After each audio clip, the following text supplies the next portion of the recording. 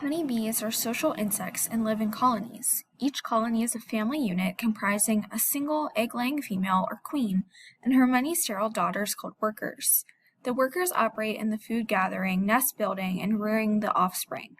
Males are reared only at the times of year when their presence is required. Bees of the World. Chapter 4. The women moved along a row of white boxes that bordered the woods beside the pink house, a house so pink it remained a scorched shock in the back of my eyelids after I walked away. She was tall, dressed in white, wearing a pith helmet with veils that floated across her face, settled around her shoulders, and trailed down her back. She looked like an African bride. Lifting the tops off the boxes, she peered inside, swinging a tin bucket of smoke back and forth. Clouds of bees rose up and flew wreaths around her head. Twice she disappeared in the fogged billows, then gradually re-emerged like a dream rising up from the bottom of the night. We stood across the road, Rosaline and I, temporarily mute. Me out of awe for the mystery playing out, and Rosaline because her lips were sealed with red rose snuff. "She's the woman who makes the Black Madonna honey," I said. I was unable to take my eyes off her. The mistress of bees, the portal into my mother's life. August. Rosaline wilted, spit a stream of black juice, then wiped away the mustache of perspiration above her lip. "I hope she makes honey better than she picks out paint." "I like it," I announced. We waited till she went inside, then crossed the highway and opened the gate and the picket fence that was about to topple over from the weight of Carolina jasmine. Add that to all the chive, dillweed, and lemon balm growing around the porch, and the smell could knock you over. We stood on the porch in the pink light shining off the house. June bugs flickered all around, and music notes floated from inside, sounding like a violin, only a lot sadder. My heart kicked in. I asked Rosaline if she could hear it beating. It was that loud. "I don't hear nothin', but the good Lord asked me what I'm doing here." She spit what I hoped was the last of her snuff. I knocked on the door while she muttered a slew of words under her breath. "Give me strength, baby Jesus, lost our feeble minds."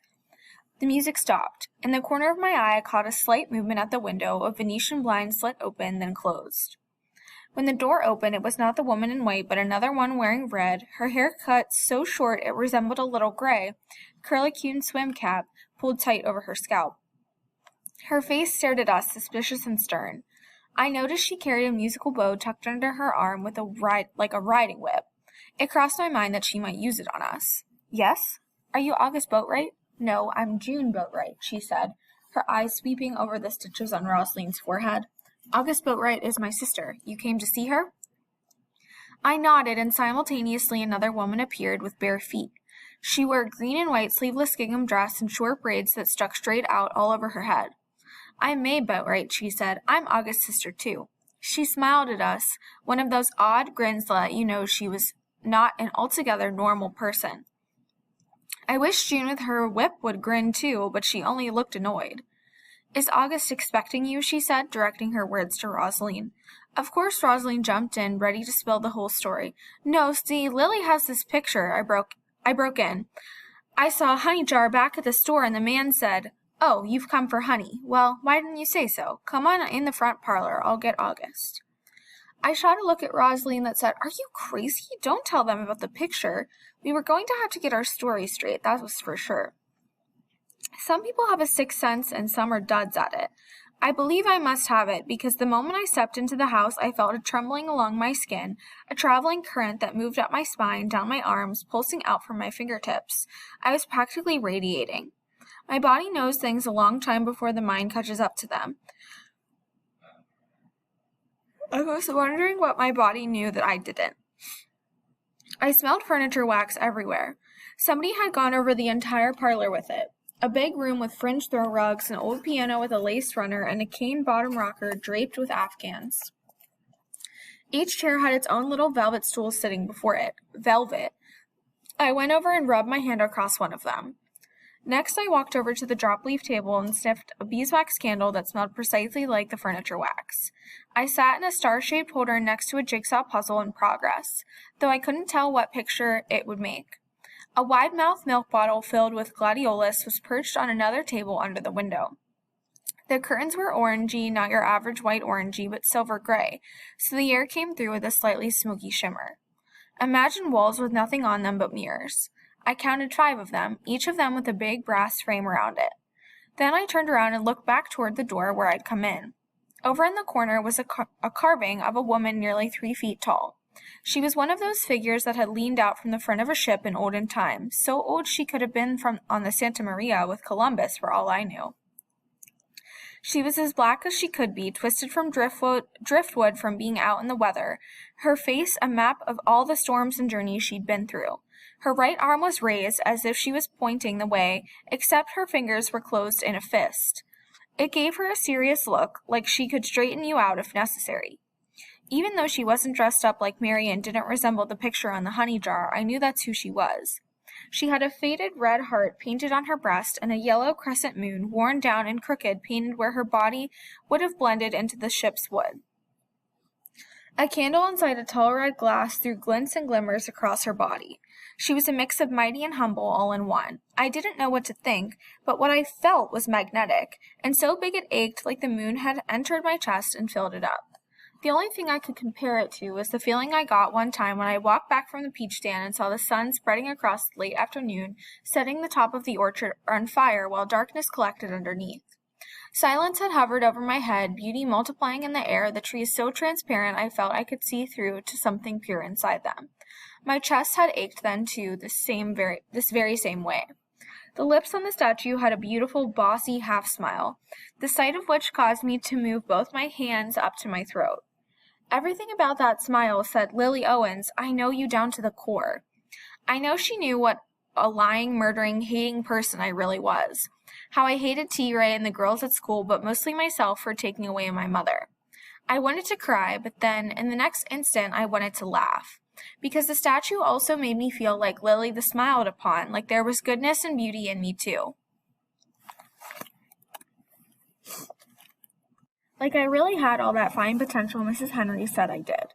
Standing there, I loved myself and hated myself. That's what the Black Mary did to me, made me feel my glory and my shame at the same time. I stepped closer to her and caught the faint scent of honey coming from the wood. May walked over and stood beside me, and I could smell nothing then but the pomade of her hair, onions on her hands, vanilla on her breath. Her palms were pink like the bottoms of her feet, her elbows darker than the rest of her, and for some reason the sight of them filled me with tenderness. August Boatwright entered wearing a pair of rimless glasses and a lime green chiffon scarf tied onto her belt. Who've we got here?" she said, and the sound of her voice snapped me back to my ordinary senses.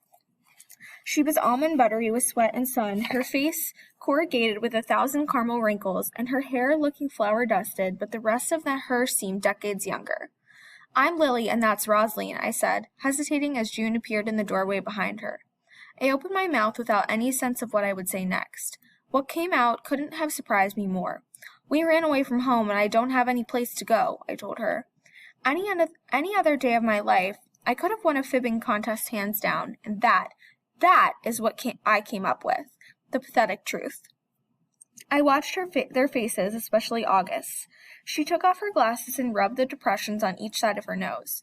It was so quiet I could hear a clock ticking in another room. August replaced her glasses, walked to Rosaline, and examined the stitches on her forehead, the cut under her eye, the bruises along her temple and arms. "You look like you've been beaten." "She fell down the front steps when we were leaving," I offered, returning to my natural fibbing habit. August and June traded looks while Rosaline narrowed her eyes, letting me know I'd done it again, speaking for her like she wasn't even there. "Well, you could stay here till you figure out what to do. We can't have you living on the side of the road," said August. But the intake of June's breath nearly sucked the air from the room. "But August, they'll stay here," she repeated in a way that let me know who the big sister was and who the little sister was. "It'll be all right. We've got the cots in the honey house." June flounced out, her red skirt flashing around the door.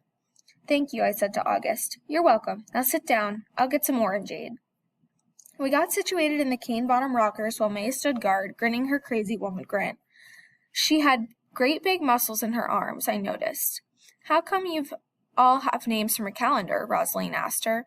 "Our mother loved spring and summer. We had an April, too, but she died when she was little." May's grin dissolved, and out of nowhere she started humming "Oh, Susanna," like her life depended on it.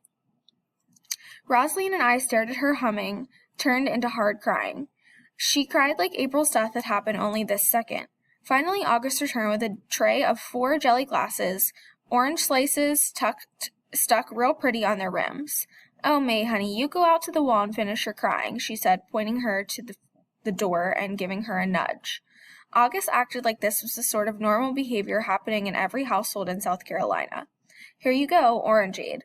I sipped. Rosalind, however, downed hers so fast she let out a belch that the boys in my old junior high would have envied. It was unbelievable.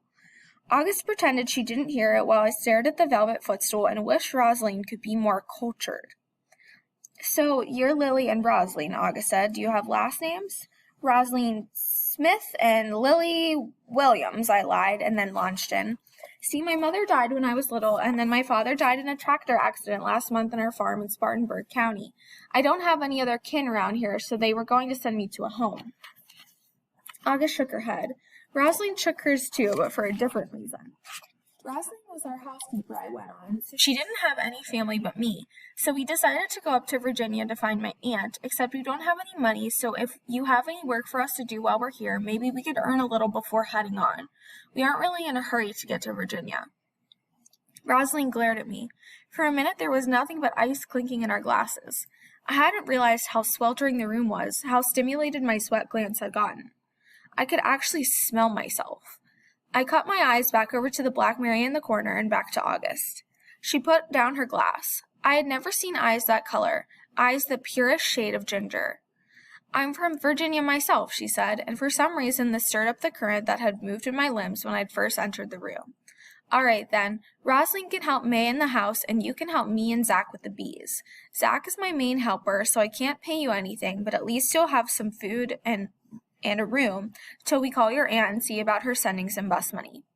"I don't exactly know her whole name," I said. "My father just called her Aunt Bernie. I've never met her." "Well, what were you planning to do, child? Go door to door in Virginia?" "No, ma'am, just Richmond." "I see," said August. And the thing was, she did. She saw right through it. That afternoon, heat built up in the skies over Tiburon. Finally, it gave way to a thunderstorm. August and Rosalind and I stood on the screened porch that jutted off the back of the kitchen and watched the clouds bruise dark purple over the treetops and the wind whip the branches. We were waiting for a let-up so August could show us our new quarters in the honey house, a converted garage in the back corner of the yard painted the same hot flamingo shade as the rest of the house. Now and then sprays of rain flew over and misted our faces. Every time I refused to wipe away the wetness, made the world seem so alive to me. I couldn't help but envy the way a good storm got everyone's attention. August went back into the kitchen, returned with 3 aluminum pie pans, and handed them out. "Come on, let's make a run for it. This will keep our heads dry at least." August and I dashed into the downpour, holding the pans over her head. Glancing back, I saw Rosalind holding the pie pan in her hand, missing the whole point. When August and I reached the honey house, we had to huddle on the door and wait on her. Rosalind glided along, gathering rain in the pan and flinging it out like a child would do. She walked on the puddles like they were Persian carpets, and when a clap of thunder boomed around us, she looked up at the drowned sky, opened her mouth, and let the rain fall in. Ever since those men had beaten her, her face had been so pinched and tired, her eyes dull like they'd had the light knocked out of them. Now I could see she was returning to herself, looking like an all-weather queen out there, like nothing could touch her. If only she could use some manners. The inside of the honey house was a big room filled with strange honey-making machines, big tanks, gas burners, trowels, levers, white boxes, and racks piled with waxy honeycombs. My nostrils nearly drowned in the scent of sweetness. Rosalind made gigantic puddles on the floor while August ran for towels. I stared at a sidewall that was covered with shelves of mason jars. Pith helmets with netting, tools, and wax candles hung from nails near the front door, and a thin veneer of honey lay across everything. The soles of my shoes stuck slightly as I walked. August led us to a tiny corner room in the back with a sink and a full-length mirror, 1 curtainless window, and 2 wooden cots made up with clean white sheets. I placed my bag on the first cot. "May and I sleep out here sometimes when we're harvesting honey round the clock," August said. "It can get hot, so you'll need to turn the fans on." Rosalind reached up to where it sat on the shelf along the back wall and flipped the switch, causing cobwebs to blow off the blades and fly all over the room. She had to pick them off her cheekbones.